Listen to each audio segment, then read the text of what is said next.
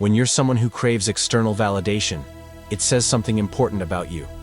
And if you're honest with yourself, it says something about how you see yourself. It points to the fact that you don't fully believe in your worth. But here's the thing. A mature adult should feel valid in and of themselves. They should know, without question, that they count and matter. They should know they're good and worthy, regardless of what anyone else says or does. While feeling supported is essential, you should be your best advocate and biggest fan, regardless of how the world responds to you. That's the foundation upon which genuine self-esteem is built. But let me tell you something. I wasn't like that. Not for most of my life. I wanted the validation of others. I craved it. I wanted women to like me. I wanted men to envy me. I wanted a career that shouted success, that proved I was important. I would have proof of my worth if I could have those things. I would know I mattered if I had success, approval, and attention. But it didn't work that way. I remember seeing a video or maybe an ad that stuck with me. In it, a professor stands before a class and asks, "Who wants $20? Of course, everyone raises their hands. Then he crumpled the $20 bill and asked again, "Who still wants it?" The hands stayed up. Then he stomped on it with his shoe, crumpling it further, and asked again, "Who wants it now?" Everyone still raised their hands. That's what self-worth is like. It's intrinsic. It doesn't lose its value when it's stepped on or crumpled. It's still worth $20, no matter what happens to it. But unfortunately, many of us are taught the opposite message. We grow up learning that we don't matter, that we're no good, or that our worth is conditional on the approval of others. This is the path to seeking external validation, but I'm here to tell you it's false. You see, validation is like a quick fix. It's a temporary high. You get the applause, the likes, the accolades, and for a moment, it feels good. But once that high fades, you're left with the same emptiness that pushed you to seek that approval in the first place. It doesn't fill you, it just feeds the hunger for more. Jim Carrey once said, "Your need for validation will keep you invisible in this world." And it's so true. You remain invisible to your value when you depend on others to tell you you're worthy. You can't see the truth of your worth because you're too focused on the shifting opinions of others. But here's the truth. Nothing in this world can match your worth. No amount of money, no amount of success, and not even the attention of 1,000,000 people can make you more valuable than you already are. Life itself is precious. Your life. Your existence is worth more than anything the world can offer. That's the truth. Now, when it comes to building your self-esteem, there's a lot of talk about the law of attraction, and I agree with it.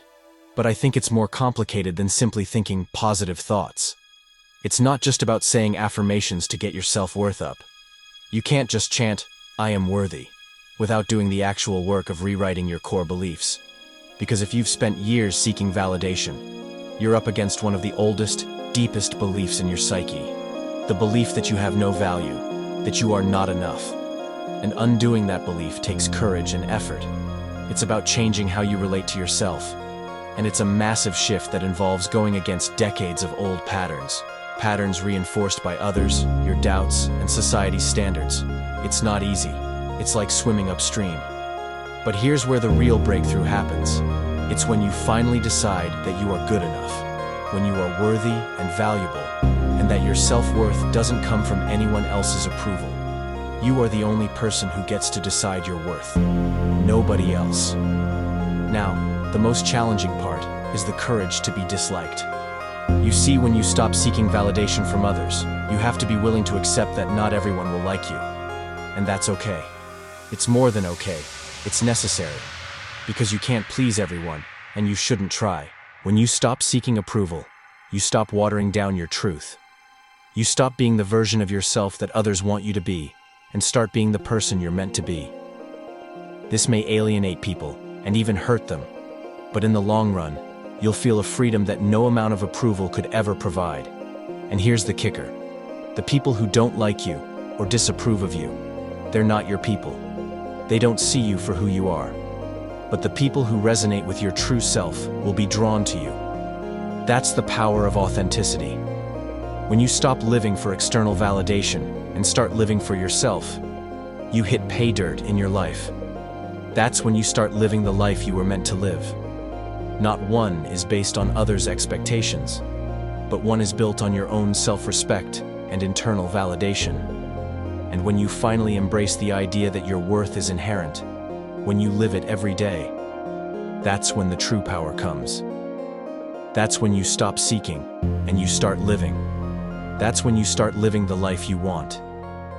Let's talk about the need for external validation, how it can shape our actions, identities, and sense of self-worth. I didn't know how to feel validated from within for most of my life.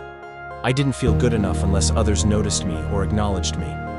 This craving for validation has manifested in many ways. I opened up about seeking validation in my upcoming memoir, particularly in my relationships and career.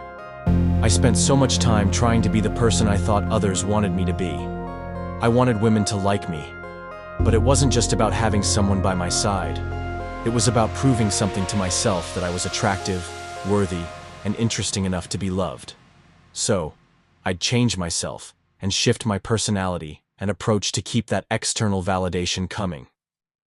A part of me constantly sought approval, always trying to get the affirmation that I was doing the right thing and was the right person for her. And it wasn't just about the relationship. It reflected my deep-seated need to feel validated in any form. When I could hold her attention, when she would validate me with a compliment or show affection, it would fill the hole inside, however briefly. But here's the thing. I was missing the point entirely. I didn't know it then, but seeking external validation wouldn't bring me peace or true happiness.